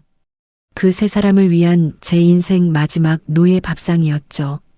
오세훈은 밥을 훌훌 떠먹으며 거드름을 피웠습니다. 야, 오늘 오후 2시 진주지원법원인 거 알지? 괜히 마음 약해져서 딴소리하거나 늦지 마라. 네, 알았어. 옆에서 갈치를 발라먹던 시어머니가 숟가락을 탁 내려놓으며 한마디 덧붙이시더군요. 도희야, 오늘 집 나설 때 딱 네가 입고 온 옷까지만 캐리어에 챙겨서 나가라. 이 집 물건엔 바늘 하나라도 손끝 하나 대지 말고. 알겠니? 네, 어머니. 명심할게요. 저는 군말 없이 설거지를 끝내고 제 방으로 들어갔습니다. 침대 밑에서 작은 기내용 캐리어를 하나 꺼내 짐을 쌌어요.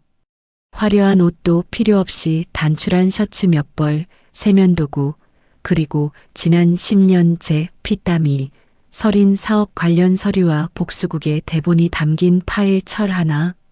정말 그게 전부였습니다. 나머지는 이미 미련 없이 다 쓰레기 봉투에 쳐넣어 정리를 끝낸 상태였으니까요. 오전 11시 저는 캐리어를 질끄러미 끌고 현관문을 열었습니다. 어머님, 저 먼저 가보겠습니다. 거실 푹신한 소파에 누워 콧노래를 부르며 TV를 보던 시어머니가 코웃음을 치며 소리쳤어요. 가보긴 어딜 가봐. 오늘 법원 문 나서면 우리 인연은 끝이야. 다시는 이 동네에 얼쩡거리거나 찾아올 생각도 마. 네, 그럴 일 없을 겁니다. 철컥 현관문이 닫히는 소리와 함께 제 10년에 비참했던 시집살이가 완벽하게 끝이 났습니다. 저는 진주법원 앞 조용한 룸이 있는 카페로 향했어요. 그곳엔 이미 각 잡힌 정장 차림의 박진우 변호사가 두꺼운 서류 가방을 열어둔 채 여유롭게 커피를 마시며 대기하고 있었죠. 차도희 씨 오셨습니까? 법정 들어가기 전에 마지막으로 무기 정보 한번 확실하게 하시죠. 네, 좋습니다. 변호사가 테이블 위로 날카로운 칼날 같은 서류 뭉치들을 쫙 펼쳐놓았습니다. 첫 번째 폭탄입니다. 진주시 강남동에 위치한 상가 건물 1동. 네, 세훈안 의원의 숨통을 쥐고 있는 주차장과 부속 건물이 포함된 곳이죠. 등기부등 본상 소유주 명확하게 차도희. 임대차 계약 만료일은 12월 1일. 오늘 이혼 도장 잉크 마르자마자 갱신 거절 통보 내용 증명으로 발송 들어갑니다. 저는 묵묵히 고개를 끄덕였습니다. 두 번째 무기. 진주 신도시 쪽 알짜 상가 2채. 소유주 차도희. 현재 월세 수입만 다달이 합산 280만 원씩 꽂히고 있죠. 세 번째, 차도희 대표님의 본체이신 도희컴퍼니 마케팅법인. 현재 고정계약 클라이언트 12곳, 연매출 2억 3천만 원. 마지막 네 번째, 금융 자산 현금 및 예금 1억 8천만 원, 우량 주식 7천만 원. 서류를 모두 확인하고 파일을 덮은 변호사가 안경 너머로 저를 경이롭다는 듯 바라보며 말했어요. 차도혜 씨, 솔직히 말씀드리면 제가 이 지저분한 이혼 업계에서 10년 넘게 구르며 별의별 사건을 다 다뤄봤지만 시댁 식구들 눈을 완벽하게 속이고 맨땅에서 이 정도 부와 스펙을 혼자 읽어낸 분은 차도혜 씨가 처음입니다. 정말 독하고 대단하십니다. 저는 식은 커피를 한 모금 삼키며 옅게 웃었습니다. 매일 밤 피눈물 흘리며 10년을 버텼거든요. 독해질 수밖에 없었죠. 변호사가 살짝 미간을 찌푸리며 조심스레 물었어요. 그런데 차 대표님, 혹시라도 오늘 조정 과정에서 눈치 빠른 상대 측 변호사가 이 재산들을 냄새 맡고 재산 분할을 걸고 넘어지면 어쩌시겠습니까? 저는 코웃음을 쳤습니다. 걱정 마세요. 혼인 기간 중에 남편의 기여도 단 1% 없이 저 혼자 프리랜서로 밤새워가며 벌어들인 재산은 법적으로 철저하게 특유재산으로 분류되잖아요. 분할 대상이 아니라는 거 변호사님이 저보다 법을 더 잘 아시면서 박 변호사가 그제야 긴장을 풀고 소리내어 웃었습니다. 맞습니다. 완벽하게 방어 가능하죠. 게다가 오세훈 씨의 명백하고 더러운 외도 증거까지 완벽하게 쥐고 계시니 원하신다면 오히려 우리가 위자료 청구 소송을 걸어 저 집구석을 탈탈 털어먹을 수 있는 완벽한 갑의 위치이십니다. 하지만 저는 단호하게 고개를 저었어요. 위자료, 그깟 더러운 돈 몇 천만 원 안 받아요. 대신 제가 10년간 준비한 이 서류들의 진실을 오늘 조정이 끝나고 법원 앞 넓은 광장에서 그들 얼굴에 던져주고 싶어요. 가장 비참하고 수치스럽게 완전히 짓밟아줄 겁니다. 변호사가 눈을 번쩍이며 고개를 끄덕였죠. 완벽한 복수극의 피날레군요. 법적으로 전혀 문제될 건 없습니다. 제가 옆에서 훌륭한 엑스트라 겸 무대 감독이 되어드리겠습니다. 오후 2시 진주 지원 가사 조정실. 창문 하나 없이 차갑고 삭막한 테이블을 사이에 두고 오세훈과 제가 마주 앉았습니다. 오세훈 옆에는 동네에서 적당히 선임한 듯한 깐깐해 보이는 변호사가 앉아 있었고 조정실 밖 복도에는 시어머니와 시누이 오세영이 진을 치고 있었죠. 나이 지긋한 조정위원이 서류를 툭툭 치며 건조한 목소리로 물었습니다. 자, 쌍방 이혼 의사 최종 확인하겠습니다. 오세훈 씨, 이혼에 동의하십니까?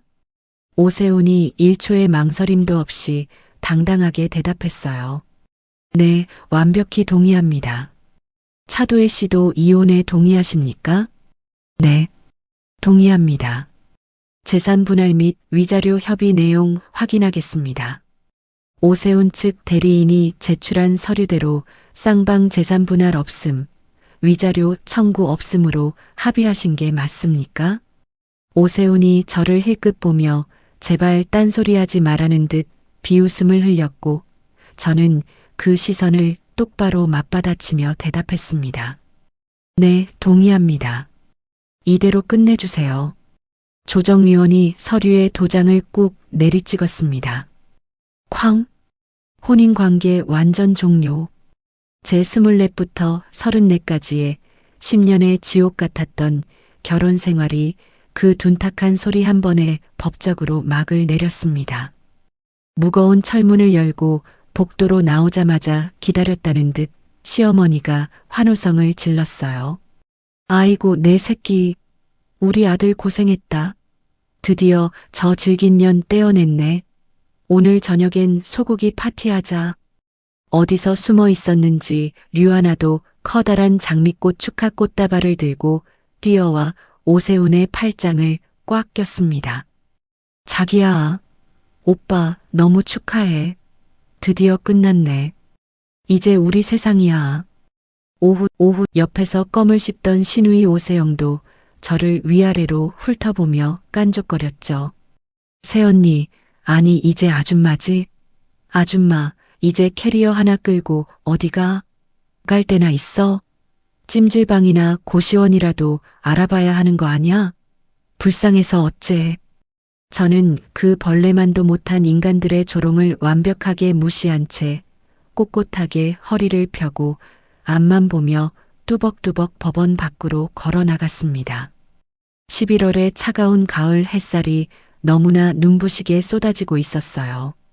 저는 법원 앞 넓은 계단 아래서 그들이 시시덕거리며 내려오기를 조용히 기다렸습니다.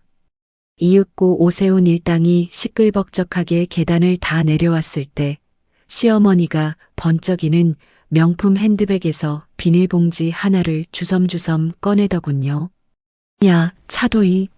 네가 우리 집에서 10년이나 무전 취식하며 호강하고 살았으면 나갈 때는 뒤끝 없이 깔끔하게 나가야지. 재수없게 질질 짜고 매달릴 생각 말고 우리 집안에 애군 씌우지 마라. 시어머니의 손이 허공을 거칠게 가르더니 한 움큼의 굵은 소금 무더기가 제 얼굴과 뺨을 향해 확 날아왔습니다. 차! 소금 알갱이가 눈가에 맞아 꽤나 따가웠지만 저는 눈썹 하나 까딱하지 않았어요.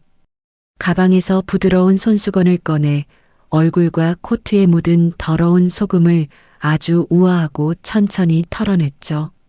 오세훈이 주머니에 손을 찔러 넣고 짝다리를 짚으며 비열하게 낄낄거렸습니다.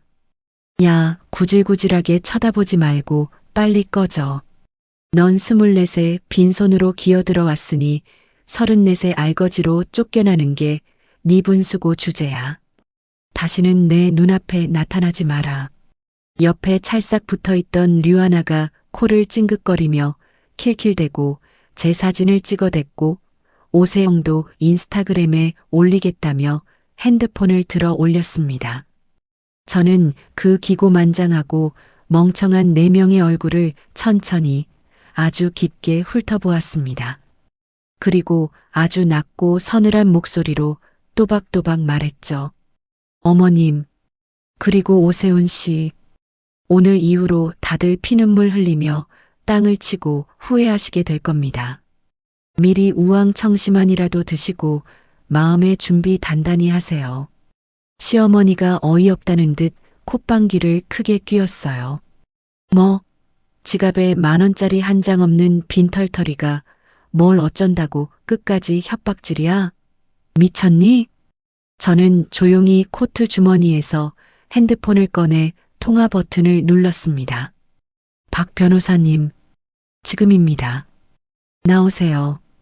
제 말이 끝나기가 무섭게 법원 VIP 주차장 쪽에서 고급 세단 한 대가 미끄러지듯 멈춰 서더니 박진우 변호사가 뚜벅뚜벅 걸어왔습니다. 완벽하게 각이 잡힌 명품 슈트 차림에 한 손에는 서늘한 느낌의 가죽 서류 가방을 들고 말이죠. 그의 뒤로는 영화의 한 장면처럼 날카로운 눈매를 가진 보조 변호사 2명이 호위하듯 바짝 따라붙었습니다. 시어머니의 깐족거리던 입꼬리가 살짝 떨렸습니다. 저 번지르르하게 생긴 남자는 또 누구야? 네가 빚이라도 졌어? 박 변호사가 세 사람 앞에 우뚝 멈춰서더니 품에서 두툼한 서류 봉투를 펼치며 무겁게 입을 열었습니다. 안녕하십니까? 저는 차도의 대표님의 전속 법률 대리인을 맡고 있는 박진우 변호사라고 합니다. 방금 안에서 이혼 조정이 최종 성립되어 혼인 관계가 종료된 것을 확인했으니 이제부터 차도의 씨를 대신해 여러분께 아주 중요한 법적 사항 몇 가지를 통보해 드리겠습니다. 오세훈이 불쾌한 듯 미간을 확 찌푸리며 소리쳤어요. 뭐야? 이혼 서류에 도장 다 찍고 끝났는데 이제 와서 무슨 딴소리야? 혹시라도 돈 뜯어내려고 수작 부리는 거면 당장 꺼지쇼. 박 변호사는 아랑곳하지 않고 첫 번째 서류를 꺼내 오세훈의 가슴팍에 툭 안겨주었습니다. 첫 번째 사항입니다. 진주시 강남동 상가 건물 1동.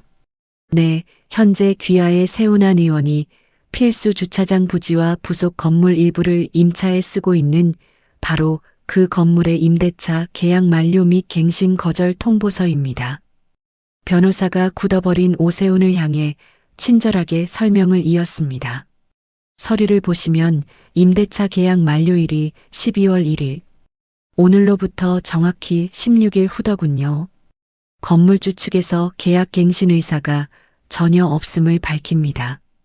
해당 날짜 자정까지 완벽하게 원상 복구하신 후 명도하고 방 빼십시오. 오세훈이 내용 증명 서류를 받아들고 멍하니 눈만 껌뻑거렸습니다. 아니, 건물주가 갑자기 왜 방을 빼라는 거야? 우리가 그동안 관리업체에 월세 꼬박꼬박 밀리지 않고 잘 냈잖아. 게다가 이게 우리 이혼이랑 무슨 상관인데 대기 나서서 이래라 저래라야? 박 변호사가 차가운 조소를 지으며 대답했습니다. 상관이 아주 깊죠. 최근에 건물주가 바뀌었거든요. 이 건물의 현재 실소유주가 바로 당신 앞에 서 있는 차도의 대표님이시니까요. 그 순간 시어머니의 입에서 헉하는 바람 빠지는 비명이 새어나왔습니다. 뭐, 지금 뭐라고 짓거리는 거야? 우리 한의원 주차장 건물이 전용 거라고.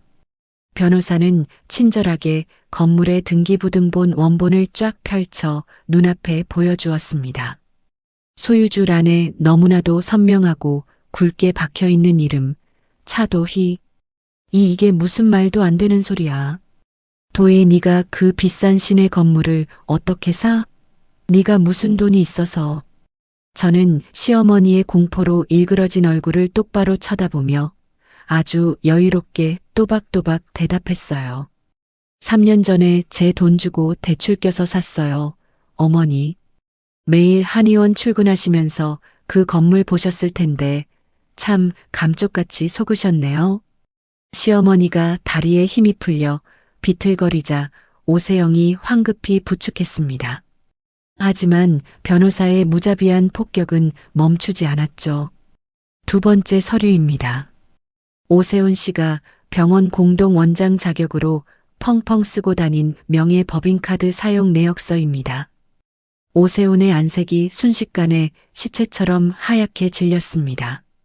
지난 2년간 오세훈 씨가 고급 룸살롱, 호텔 숙박, 골프장 등 업무와 전혀 무관하게 사적으로 유용한 금액 합산 총액이 무려 1,400만 원입니다. 이 명백한 횡령 내역을 방금 전 한의원 실질적 경영자이신 시아버님 오 원장님께 팩스로 모두 전송했습니다. 오 원장님께서 내역을 확인하시고 대노하셨습니다. 현재 오 원장님께서는 내일부로 당장 오세훈 씨를 한의원 경영에서 영구 배제하고 돈줄을 끊는 방안을 검토 중이십니다. 오세훈이 사시나무 떨듯 떨리는 손을 허공에 내저었어요. 잠깐만. 아버지가 왜 우리 편을 안 들고 저 여자 편을 들어. 변호사가 동정하듯 말을 이었습니다. 오 원장님께서는 바보가 아니십니다. 며느리 차도혜 씨가 한의원을 위해 10년 동안 월급 한 푼 안 받고 카운터에서 피땀 흘려 일해온 걸 익히 알고 계셨거든요. 반면 하나뿐인 아들이라는 작자가 그동안 뒤에서 어떻게 횡령하고 바람 피우고 행동해 왔는지도 이번에 완벽하게 파악하셨고요. 오 원장님께서는 오늘 이후 한의원 운영에 관한 모든 재정 결정을 직접 하시겠다고 선언하셨습니다. 축하합니다. 오세훈 씨. 이제 백수 되셨네요. 옆에서 사태 파악을 못한 신우이 오세영이 빽소리를 질렀어요. 그게 우리 오빠 문제지. 아빠 병원인데 이혼한 저 여자랑 무슨 상관이냐고. 박 변호사의 매서운 시선이 이번엔 오세영을 향했습니다. 오세영 씨, 당신에게도 전달할 사항이 있습니다. 현재 진주 지역 방송국에서 리포터로 활동 중이시죠? 오세영이 흠칫 놀라며 뒷걸음질을 쳤습니다. 그건 왜요? 오세영 씨가 그 치열한 방송국 오디션에 합격하는데 제출했던 그 훌륭한 자기소개서와 방송기획안 서류들. 그거 본인이 쓴 거 아니죠? 새벽에 차도혜 씨가 억지로 대필해 준 거지 않습니까? 저작권법상 실제 작성자인 차도혜 씨에게 모든 권리가 있습니다. 차도혜 씨가 이 명백한 업무방해와 대필 사실을 방송국 감사실 측에 알릴 경우 오세영 씨의 그 알량한 방송 경력은 오늘로 끝나는 겁니다. 오세영의 입이 턱 막히며 얼굴이 잿빛으로 변했습니다. 마지막으로 변호사는 옆에서 파랗게 질려 벌벌 떨고 있는 류하나를 향해 결정타를 날렸습니다. 류하나 씨, 이전 직장인 창원 덕케어 한의원에서 퇴직, 아니 야반도주하신 경위 관련 서류입니다. 류하나가 비명을 삼키며 얼굴을 감싸쥐었습니다. 그 한의원 유부남 원장님과의 낯뜨거운 관계로 인한 내부 징계 기록 서류, 그리고 오세훈 씨와 류하나, 씨의 주말 모텔 만남을 분초 단위로 기록한 탐정 사무소 보고서입니다. 이 안에는 아주 적나라한 사진과 통화 기록이 포함되어 있죠. 비록 오늘 이혼은 성립됐지만 차도희 씨가 류하나 씨를 상대로 상간녀 위자료 청구 소송을 진행할 경우 이 자료들이 법정에 낱낱이 공개될 겁니다. 오세훈이 미친 사람처럼 눈을 뒤집고 류하나의 어깨를 잡아채며 소리쳤죠. 야, 류하나. 너 이전 직장에서 유부남 원장이랑 놀아나다 잘린 거였어. 나한테는 억울하게 당했다고 했잖아. 류하나가 고개를 푹 숙인 채 눈물만 뚝뚝 흘렸습니다. 완벽한 자중질환이었죠. 변호사는 그 아수라장 속에서 서류들을 착착 정리하며 마지막으로 사형 선고를 내리듯 쐐기를 박았습니다. 참고로 다시 한번 분명히 말씀드립니다. 차도혜 씨는 현재 연매출 2억 3천만 원을 기록하는 마케팅 컨설팅 법인 도이컴퍼니의 어엿한 대표이십니다. 진주 시내 상가 부동산과 현금을 포함한 총 자산은 약 4억 원에 달합니다. 이 어마어마한 분은 혼인 기간 중 오세훈 씨의 기여도 단 1% 없이 차도의 씨 본인 단독의 노력으로 취득한 특유 재산입니다. 그러니 오세훈 씨 재산 분할 달라는 구질구질한 소송 걸 생각은 꿈도 꾸지 마십시오. 시어머니가 결국 다리에 힘이 풀려 방금 전 자신이 소금을 뿌렸던 그 법원 앞바닥에 털썩 주저앉아 버렸습니다. 땅을 치며 오열하다시피 소리를 지르더군요. 도혜니가 네가 버젓한 회사 대표라고? 그 수억 원의 돈을 언제 다 모은 거야? 우리가 눈치채지 못하게 그 무서운 짓거리를 뒤에서 다 했다고. 저는 바닥에 주저앉은 시어머니를 내려다보았습니다. 10년 동안 저를 벌레처럼 부려먹고 권력을 휘두르던 그 표독스러운 눈이 지금은 바닥 없는 공포와 경악으로 가득 차 덜덜 떨고 있었죠. 저는 한없이 차분하고 다정한 목소리로 말했습니다. 어머님, 지난 10년 동안 절 식모처럼, 머슴처럼 월급 한 푼 없이 부려먹으셨잖아요. 제 24세 찬란했던 청춘이 너무 아깝고 억울해서 어떻게든 살 길을 찾아야 했어요. 어머님이 따뜻한 안방에서 코골며 주무시는 동안 저는 차가운 화장실 변기에 앉아 공부했어요. 어머님이 부녀회장 감투 쓰고 동네방네 유세 떨러 다니시는 동안, 세훈 씨가 밖에서 딴 여자 끼고 술 퍼마시는 동안 저는 처방전 뒷면에 기획서를 쓰며 미친 듯이 일했습니다. 그 지옥 같은 시간들을 악으로 깡으로 버티니까 10년 만에 이렇게 되네요. 오세훈이 다리에 힘이 풀려 주저앉으며 기어가는 목소리로 제게 묻더군요.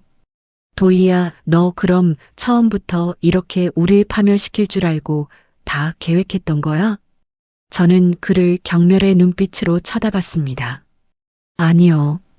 처음에는 복수고 뭐고 그냥 이 숨막히는 집에서 땡전 한 푼 없이 쫓겨나지 않으려고 그저 살아남으려고 발버둥친 것뿐이에요. 그러다 보니 어느새 여기까지 오게 됐네요.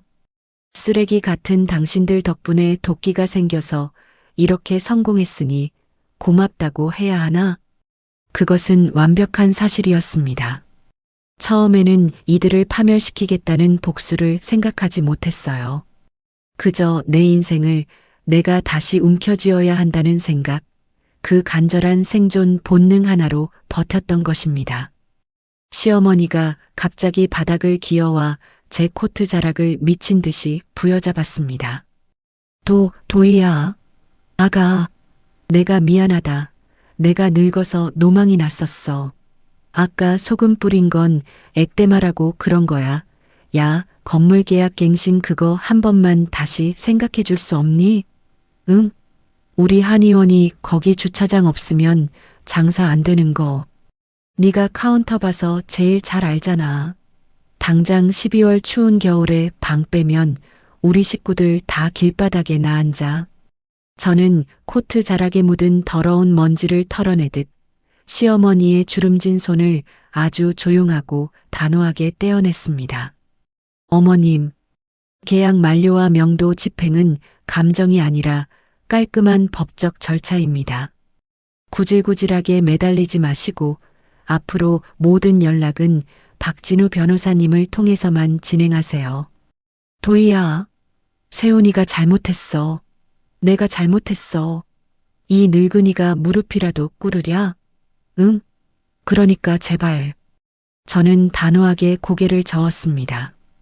어머님, 저 10년 동안 시집살이 하면서 어머님한테 미안하다, 잘못했다는 말 단 한 번도 들어본 적 없어요.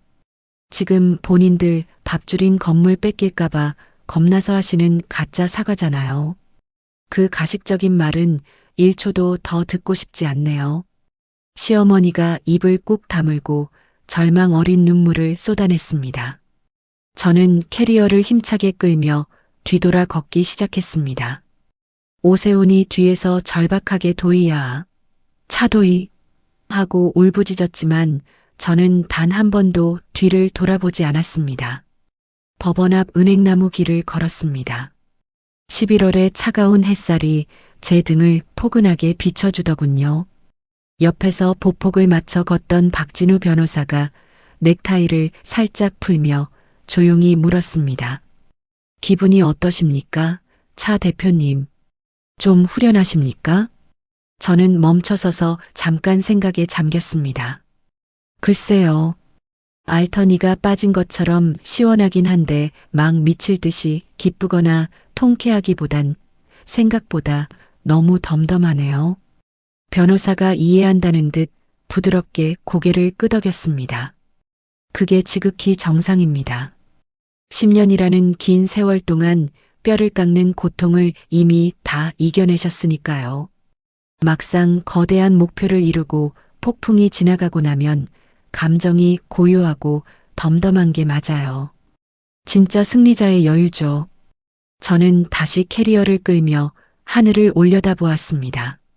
11월의 하늘이 유난히 파랗고 티 없이 높았습니다.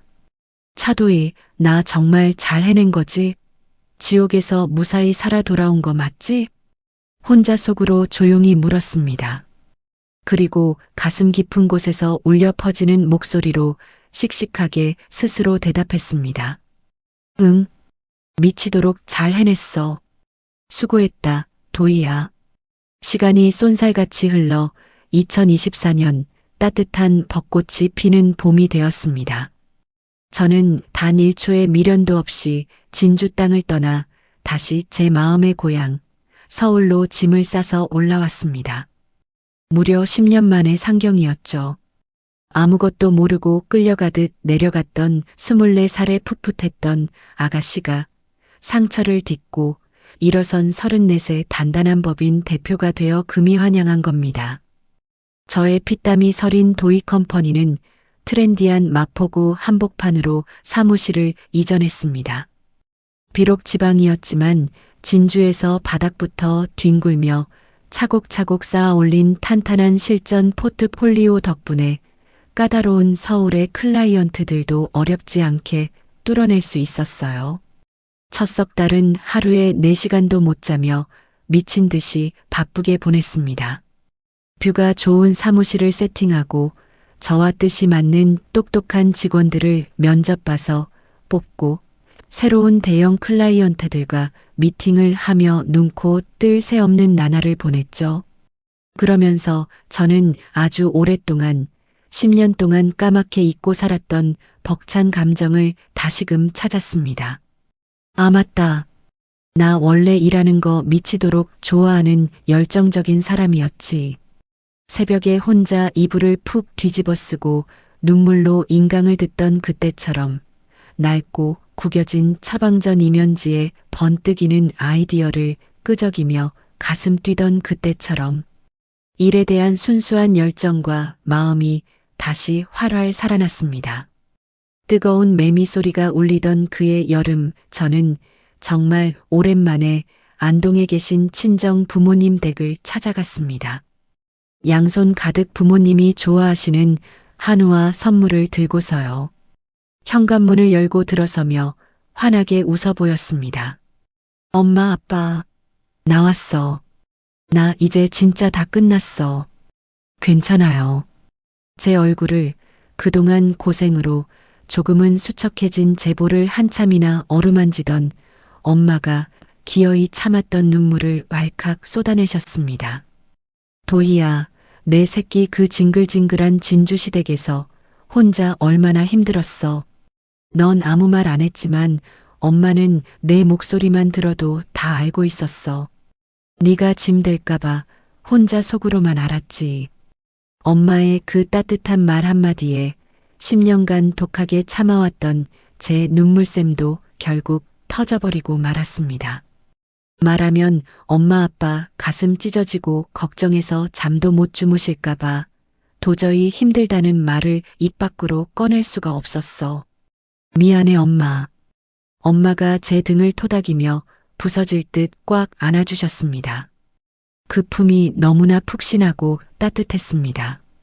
24, 무거운 캐리어를 끌고 진주역으로 내려가던 그 불안했던 날 이후로 10년 만에 처음 느껴보는 온전한 안식처의 온기 같았어요. 그 후로 저는 무슨 일이 있어도 한 달에 한 번씩은 꼭 안동에 내려가 부모님과 맛있는 밥을 먹고 수다를 떱니다. 아, 제 속을 썩이던 그 잘난 세운한 의원 패거리들은 도대체 어떻게 됐냐고요? 궁금하시죠? 건너 들려오는 소식이 꽤나 흥미진진하더군요. 12월 1일 차로 제가 얄짤없이 명도를 집행해버리는 바람에 한 의원은 필수적인 주차장과 약재 보관 부속 건물을 하루아침에 비워줘야만 했습니다. 편의시설이 박살나니 현재의 시내 노른자위 위치에서 계속 운영하기가 불가능해졌고 결국 울며 겨자 먹기로 임대료가 싼 진주 외곽의 변두리로 쫓겨나듯 우전했다고 해요. 시내 한복판이라는 지리적 이점과 접근성을 잃어버리자 콧대 높던 그 병원의 환자 수는 반 토막, 아니 3분의 1 토막이 났다는 통쾌한 이야기를 들었습니다. 찌질했던 제 전남편 오세훈은 어떻게 살고 있냐고요? 아버지 오 원장님이 벼락같이 화를 내며 약속대로 한의원 경영에서 오세훈을 완벽하게 배제해버렸습니다. 수천만 원의 법인카드 사적 유용과 병원 간호사와의 더러운 외도 사실이 동네방네 밝혀지면서 깐깐한 아버지의 신뢰를 완전히 잃고 버림받은 거죠. 졸지에 백수신세가 된 오세훈은 현재 친구들에게 돈을 꿔가며 허황된 다른 사업 아이템을 기웃거리고 있다는 찌질한 소식을 들었습니다. 영원한 사랑을 속삭이던 류하나와는 한의원 사건이 진주 바닥에 쫙 퍼지면서 서로 탓을 하며 싸우다 진작에 원수처럼 갈라섰다고 하고요. 저를 쥐잡듯 잡던 시어머니 김정숙 여사는요. 가장 아끼던 부녀회장 자리는 체면치레로 어떻게든 유지하고 있다고는 들었습니다. 하지만 한의원 매출이 곤두박질 치면서 돈줄이 마르자 예전처럼 동네 사람들에게 소고기를 사 먹이며 유대 떨고 다니던 그 오만한 여인은 온데간데 없이 사라져버렸다고 하더군요. 저는 미용실 원장님을 통해 우연히 그 이야기들을 전해 들으며 그냥 피식하고 한번 웃어넘기고 아무 말도 하지 않았습니다. 10년을 벼른 복수라 그들이 망가지는 꼴을 보면 미친 듯이 통쾌하고 샴페인이라도 터뜨릴 줄 알았어요. 그런데 막상 전해 들으니 그냥 너무나 덤덤하고 아무 감흥도 없었습니다. 그 쓰레기 같은 인간들이 길바닥에 나앉든 뭘 하며 찌질하게 살아가든 제 인생엔 더 이상 티끌만큼도 중요하지 않은 타인이 되어버렸거든요. 눈부시게 빛나는 제 현재의 삶이 100배, 1000배는 더 소중하고 바빴으니까요. 에필로그 2024년 11월의 어느 맑고 눈부신 오후였습니다. 탁상 달력을 보니 법원에서 소금을 맞으며 이혼 도장을 찍은 지 딱 1년이 되는 날이더군요. 저는 서울 마포구 사무실의 커다란 제자리 의자에 깊숙이 기대어 창밖을 가만히 바라보고 있었습니다. 햇살을 받아 보석처럼 반짝이는 한강이 한눈에 시원하게 내려다 보이는 사무실. 제가 24살 옥상에서 캔커피를 마시며 그토록 절절하게 꿈꾸었던 바로 그런 멋진 사무실이었죠. 그때 책상 위 핸드폰이 경쾌하게 울렸습니다. 제가 졸업한 대학교의 직속 후배이자 요즘 마케팅 실무를 배우고 싶다며 제게 멘토링을 부탁해 온 22살짜리 귀여운 후배 녀석이었습니다. 선배님, 저 오늘 꼭 가고 싶었던 회사 최종 면접에서 떨어졌어요. 멘탈이 너무 나가고 힘들어요. 저는 녀석의 징징거리는 울음소리에 잠시 생각에 잠겼다가 다정한 답장을 보냈습니다. 나 지금 시간 되는데 잠깐 볼까? 홍대 쪽으로 넘어와. 선배가 커피 한 잔 사줄게. 1시간 후 하플 카페에서 만난 후배 녀석은 눈이 빨갛게 퉁퉁 부어 있었습니다. 선배, 저 진짜 이번 생은 망한 것 같아요. 아무것도 안 되는 바보 같아요. 원서 넣는 면접마다 다 떨어지고 제구린 스펙으로는 평생 제가 원하는 번듯한 회사는 문턱도 못 밟을 것 같아요. 저는 향긋한 커피를 한 모금 마시며 빵긋 웃으며 물었습니다.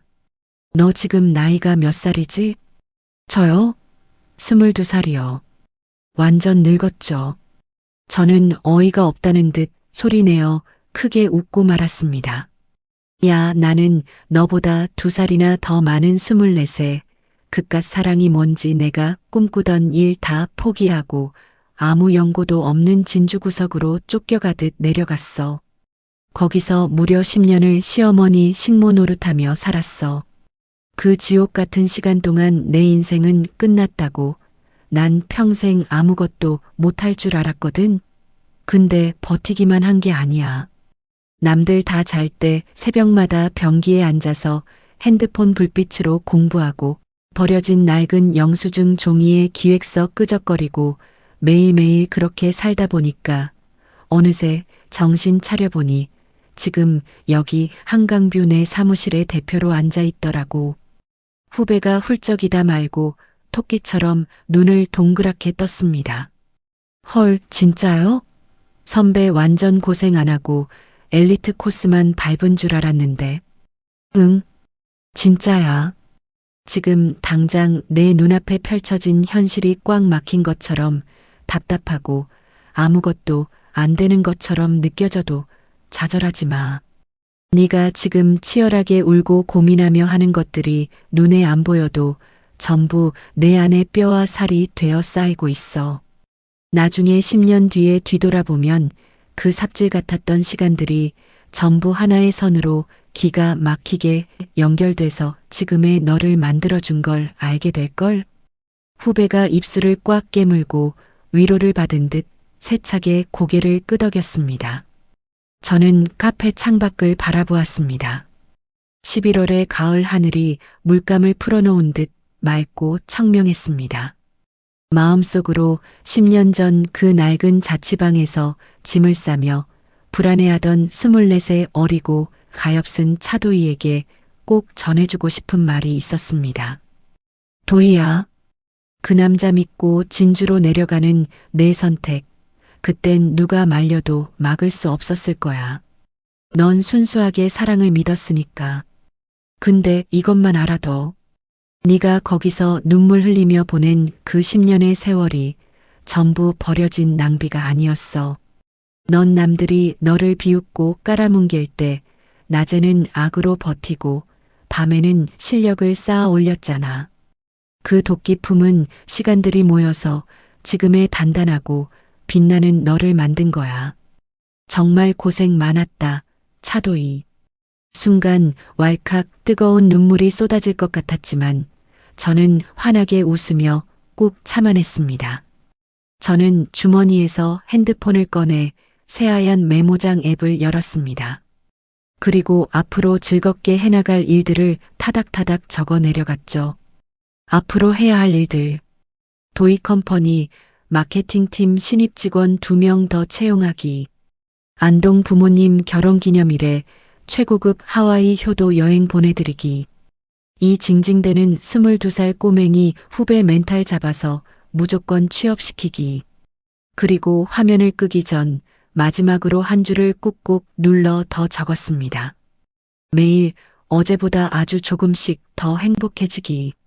저는 메모장을 기분 좋게 닫았습니다. 그리고 자리에서 툭 털고 일어났습니다. 제 앞에는 아직 개척해 나갈 할 일이 산더미처럼 많았습니다. 사무실로 돌아가서 처리할 일도, 오늘도, 내일도, 그리고 앞으로 다가올 수많은 눈부신 날들도요. 10년 전 서울역에서 캐리어를 끌고 진주로 내려가는 기차를 타던 날에 멍청했던 저는 상상조차 못했습니다. 제 20대와 30대를 바친 그 처절했던 10년이 이렇게 통쾌하고 완벽하게 끝날 줄은요. 하지만 이제는 너무나도 잘 압니다. 세상에 의미 없이 그냥 흩어져 사라지는 시간은 단 1초도 없다는 것을. 지옥 같은 밑바닥에서 버티면서 흙먼지를 뒤집어 쓰고 쌓아 올린 것들은 결국 반드시 언젠가 내 손에 쥐어지는 가장 단단한 무기가 된다는 것을. 그리고 인생의 가장 낮고 어두운 곳에서 묵묵히 땀 흘리며 시작한 사람이야말로 그 누구보다 무너지지 않고 가장 단단하고 높게 올라올 수 있다는 사실을 말이죠. 저는 카페 문을 활짝 열고 거리로 나섰습니다. 11월의 눈부신 햇살이 제 뺨을 기분 좋게 비쳤습니다. 아, 참 따뜻하고 좋은 날이네요. 오늘 준비한 사연은 여기까지입니다. 24, 꽃다운 나이에 시작된 10년의 지독한 시집살이.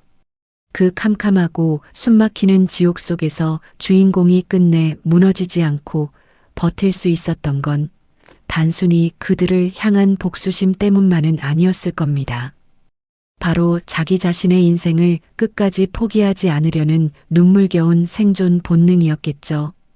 흔히들 최고의 복수는 상대방의 철저한 파멸이라고 말하지만 진짜 완벽하고 통쾌한 복수는 그들 없이도 내가 내 삶에서 눈부시게 행복해지는 것이라는 걸 주인공 도혜 씨가 아주 훌륭하게 증명해 주었습니다. 혹시 사연을 듣고 계신 여러분 중에서도 지금 당장 끝이 보이지 않는 어두운 터널을 홀로 걷고 계신 분이 있나요?